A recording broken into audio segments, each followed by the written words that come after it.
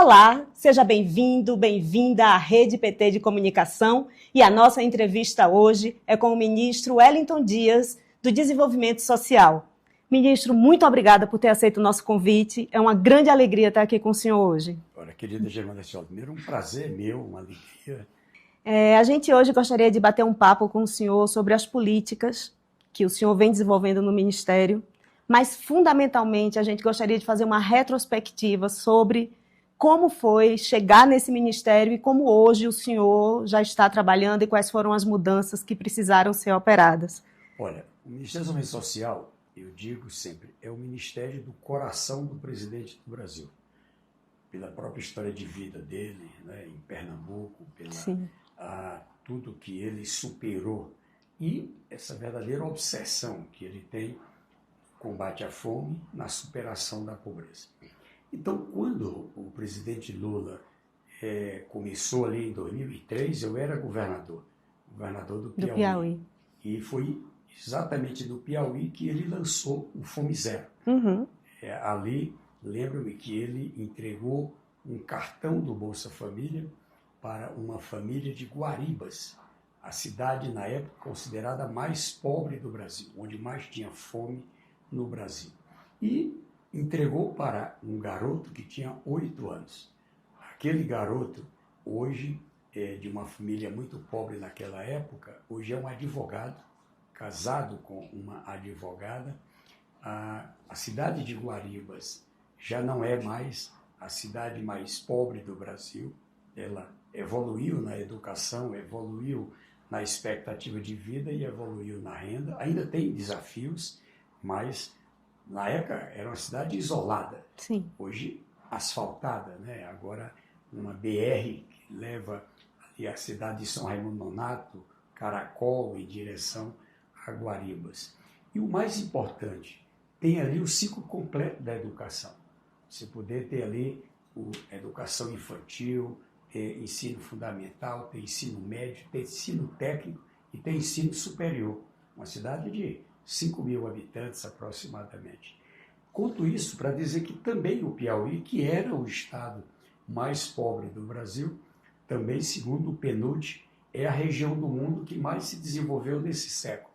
O índice de desenvolvimento humano, que era 0,4, muito baixo desenvolvimento, foi evoluindo ao longo do tempo e fechamos, agora 22 anos depois, com IDH 073, alto desenvolvimento. Incrível. Porque melhorou a educação, que era uma das piores do Brasil, Sim. Hoje é a 4ª melhor do Brasil em educação. Do Brasil. Uma prova de que política pública transforma vidas. Sim, mesmo, né, ministro? Isso mostra que quando se tem o que o presidente Lula trabalha, que são ações integradas, planejadas e prioridade, o mais pobre no orçamento, como ele sempre coloca. Então, quando o presidente lá na frente comemorou, junto com a presidenta Dilma, 2013, 2014, 2015, o Brasil fora do mapa da fome, ele imaginava, como ele já confessou, que nunca mais o Brasil voltaria ao mapa da fome. Infelizmente, lá na frente aplicaram golpe contra a presidenta Dilma, um golpe congressual, um golpe tirando uma das 10 pessoas. Se tiver 10 pessoas honestas nesse país, a presidenta Dilma Rousseff é uma delas. E fizeram isso com o Brasil. E pior, ali, aquele desmantelamento, tiraram todos os programas, todos os planos, não se deu mais importância ao PRONAF, ao programa de superação da pobreza, alimentação escolar, enfim, e veja o resultado. O Brasil voltou ao mapa da fome. Sim. A pobreza foi crescendo já 2017, 2018, 2019, quando chegou em 2022, 33 milhões de pessoas na fome. Foi isso que encontramos quando o presidente Lula foi muito rápido, não é? Exatamente. Quando desmantela, é muito rápido. E ali, de novo, o Plano Brasil Sem Fome, o plano de superação da pobreza e, mais do que isso, trabalhamos uma integração com estados, com municípios, os mais pobres do orçamento, fizemos uma reformulação do Bolsa Família, eles tinham, numa linguagem nordestina, esbagaçado tudo. Sim. E a gente teve que ter de volta a CAISAN, que é a Câmara Interministerial de Segurança Alimentar, ter de volta, não é, o CONSEA, o Conselho da Segurança Alimentar, a recuperação da rede, do SUAS, do Sistema Único da Assistência Social. Pra você ter uma ideia, tinha 41% do valor que era necessário de repasse. Nós passamos a recuperar a recomposição, praticamente não tinha mais recursos para boa parte dos programas. Ali na transição, ministro, o senhor já percebeu um desmantelamento no CadÚnico? Como foi que o senhor identificou? Olha, a eleição foi um dia, eu estava em São Paulo acompanhando a apuração com o presidente Lula, e já no dia seguinte ele já convocou todo mundo para que fizéssemos ali uma reunião de trabalho, e ali já coloquei na mesa: presidente, embora o presidente anterior tivesse feito a promessa de pagar R$600 para o Auxílio Brasil, ele disse: não tem dinheiro, tá? Precisa que a gente possa recuperar. E ali ele coordenou todo um trabalho em que eu, juntamente com o vice-presidente eleito Geraldo Alckmin, então já estava na coordenação da campanha, depois ministro Haddad, né? Sim. E com um conjunto grande de pessoas, os líderes no Congresso aqui, teve um papel importante, né? E em 2025 avançamos mais ainda. A estimativa do Ministério é que devemos ter fechado, quando sair a escala brasileira de segurança alimentar, com cerca de 30, 31 milhões fora do mapa da fome. Mas eu estava em Addis Abeba, lá na Etiópia, quando a FAO, a ONU, anunciou Brasil fora do mapa da fome. Então, a gente comemorou aquilo como uma realização. Uma Copa, um 7-1 brasileiro. Então, muita gente trabalhou. 33 milhões. Muita gente trabalhou para coisa boa, que a gente pudesse ter isso.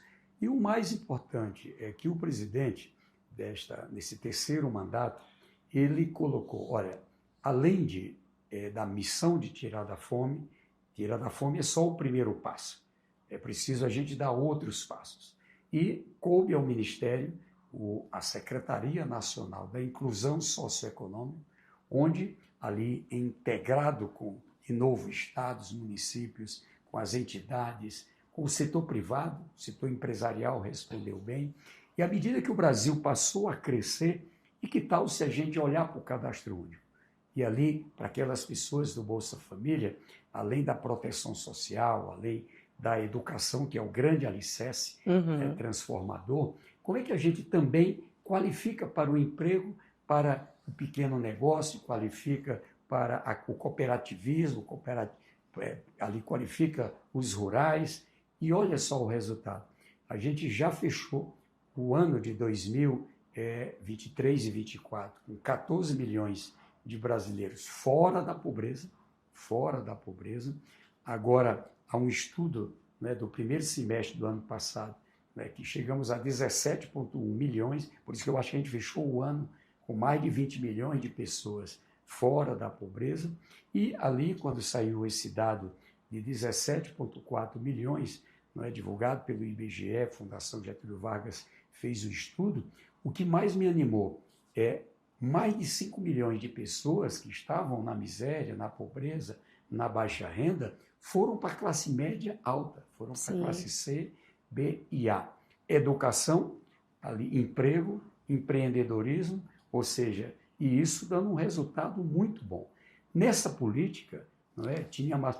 o povo do Bolsa Família não quer trabalhar. Isso é uma questão que o empresariado tem tocado muito e diz que o Bolsa Família atrapalha até o desenvolvimento do país. Eu queria que o senhor falasse um pouco sobre isso, realmente. Olha, eu quero dizer aqui para todos que eu sei nos acompanham e têm essa responsabilidade de olhar aquilo que dá certo no Brasil.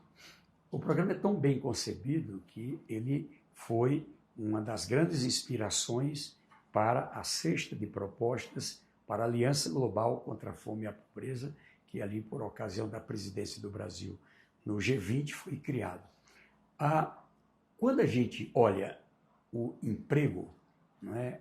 Ou seja, todo ano pessoas são contratadas, outras são demitidas. Sim. E tem o Cadastro Geral do Emprego, o saldo positivo de emprego. Em relação a 2022, 4,9 milhões de novos empregos a mais do que lá no governo Bolsonaro. 4,9 milhões. Pois olha só, 93% dessas vagas preenchidas por pessoas do Bolsa Família e do Cadastro Único Social. Inclusive, o Bolsa Família tem uma mudança, né? Também a partir da sua gestão, que tem uma transferência, né? Tem um período de manutenção, a transição. Tem um período de manutenção ali para o emprego. Exatamente, Germano. Com o formato do Auxílio Brasil, que era uma doideira, assina a carteira, cortava do Bolsa Família, regulariza um negócio, cortava o benefício, melhor dizendo, e nós colocamos, peraí, qual é o objetivo? O objetivo é tirar da fome? Sim. Mas é também superar a pobreza? É. Então só pode sair quando sair da pobreza. Sim. Tá? Então, a partir daí, nós alteramos as regras. 4 grandes mudanças. Uma primeira é o conceito. Assinar carteira de trabalho, ou seja, ter contrato de trabalho ou ter regularizado um negócio, qual seja a formalidade para o trabalho, para o pequeno negócio, não é razão para perder benefício. O que acontece? Essa pessoa, ela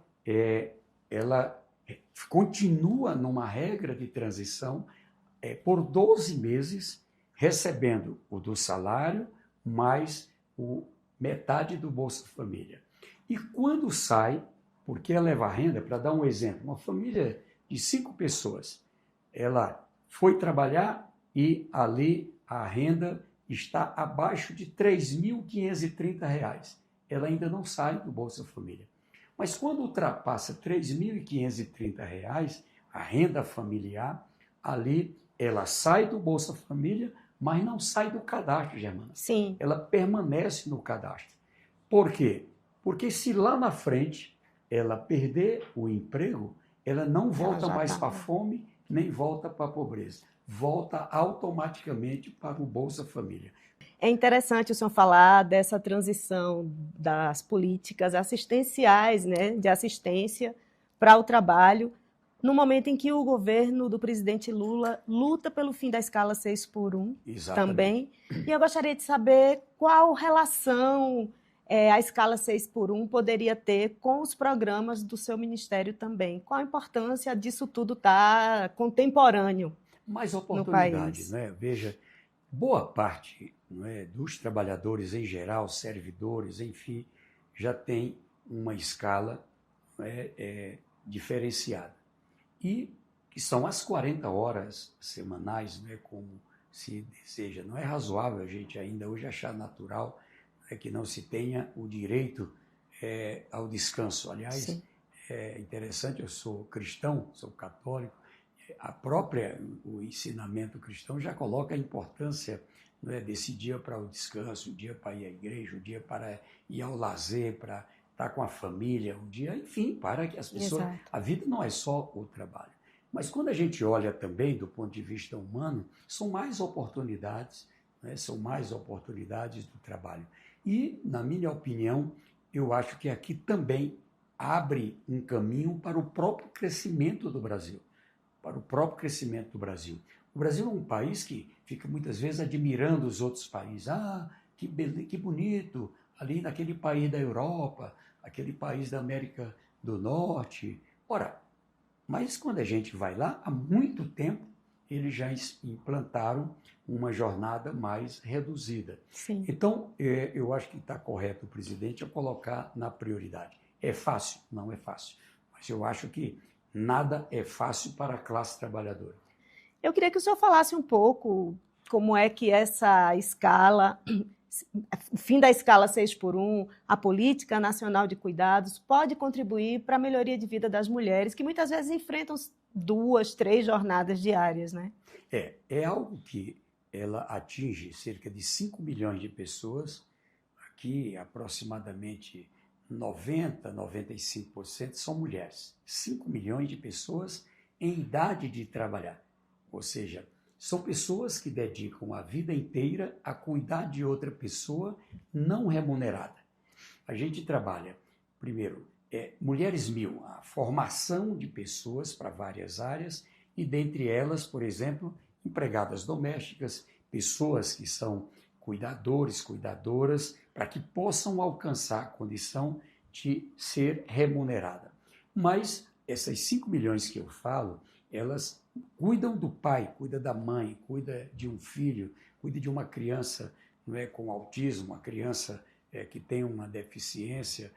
Assim, também passamos a garantir as condições de alternativas. São muitas. Por exemplo, a ampliação de escola de tempo integral, ela garante muito aquela criança que chega às 7 da manhã e sai ao final do dia ali na escola, além de tudo que tem de boa educação, também os cuidados, ali ela dá um tempo para que a mãe possa trabalhar, possa estudar, possa ter uma condição de vida.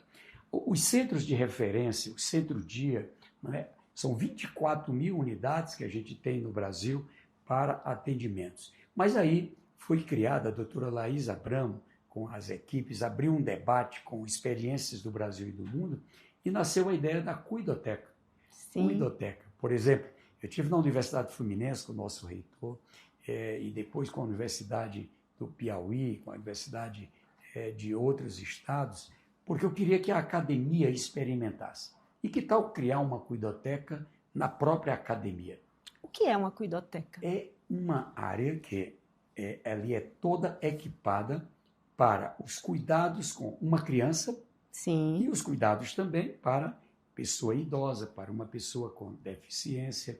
E ali aquelas pessoas são bolsistas, são remuneradas, outras são contratadas para garantir que entra o bolsista na parte, no caso da universidade, o próprio curso de extensão, ou seja, a pessoa da área da assistência, da área de nutrição, da área de educação física, enfim. E lá eu fui visitar, e é extraordinário, os depoimentos, mães que são estudantes. Olha, eu estava para desistir do curso, estava para desistir do curso, onde eu vou deixar minha criança? Como é que eu vou fazer? Fica na cuidoteca. Eu estou falando do mundo real. Então, cada um fazendo a sua parte. Eu gosto daquela parábola do garoto que estava na beira do mar e deu lá uma enxurrada e os peixes ali morrendo na praia, e ele está lá jogando os peixes de volta no mar. E alguém passa, o que você está fazendo? Salvando peixes. Mas você não vai dar conta? Ele disse, olha, isso aqui eu salvei, se tu me ajudar... Já melhora.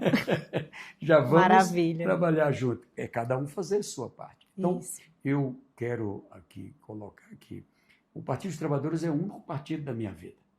O meu pai era do MDB, e ali, quando eu me filiei, mas meu filho, que partido é esse? E aí um dia ele saiu comigo, e a gente fazendo os bingos, as rifas, fazendo o jantar para arrecadar ali, e ele disse para os amigos dele, olha, meu filho agora está filiado num partido que o povo paga para votar.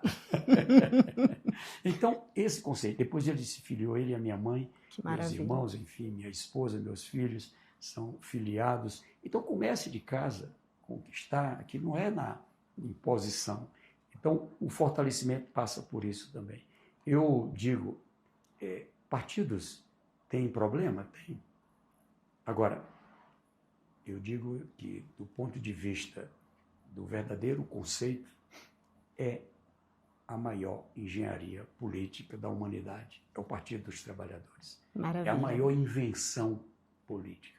E a gente deve a Lula, Perseu Abramo, Florestan Fernandes, tanta gente que sonhou com isso, Zé Pereira, Ribamar Santos, o Wellington Dias. O Wellington Dias está no meio. Também construiu. Colocando a minha e pedrinha. Constrói. Jogou o seu peixe pedrinha. no mar. Então é isso, é um partido que pega um país como o Brasil e tira 33 milhões de pessoas da fome. Sim. É um partido que tira 20 milhões da pobreza.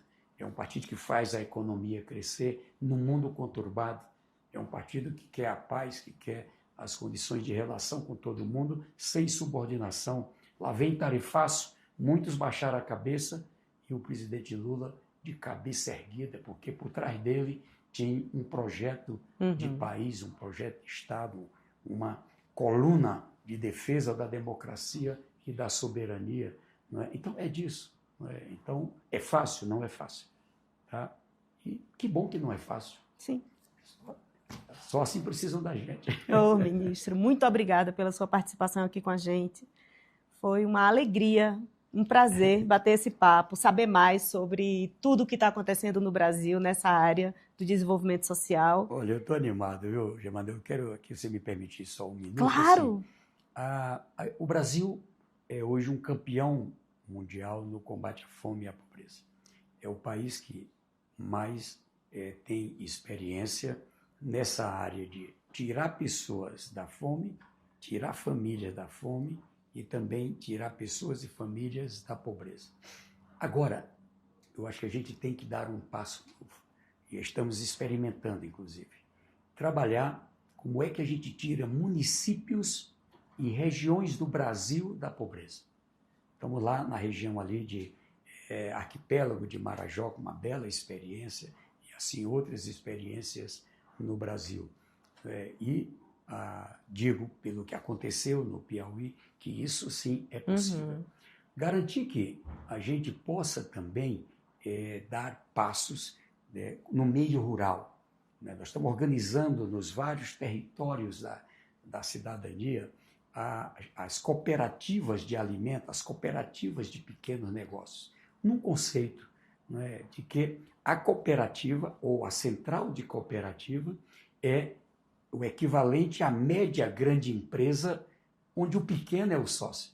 A Copeacre, lá no Acre, uma cooperativa com a Dom Porquito, outro modelo, a Cocajupe, lá com a Casa Apes, lá na região de Picos, cooperativa do Sertão, cooperativa de Batalha, em Alagoas, cooperativa de Araponga, lá no Paraná, ou seja, são inúmeros os bons exemplos. O cooperativismo não tem nada mais a cara do Partido dos Trabalhadores. As associações são ótimas, os sindicatos, para a mobilização, para a reivindicação, para a superação da pobreza, o cooperativismo, a central de cooperativa. É esse caminho. E agora temos os programas. De novo, militância, vamos agora, juntos em cada lugar, trabalhar para garantir a superação da pobreza. Se Deus quiser, grandes resultados. Viva o Partido dos Trabalhadores. Vamos junto, vamos nessa. Muito obrigada. Eu estou muito feliz de ter recebido o senhor aqui. E você participou com a gente desse bate-papo com o ministro Wellington Dias. Continua com a gente nas redes sociais, no nosso site, compartilha, comenta. Para a gente é muito importante a sua participação também e até a próxima.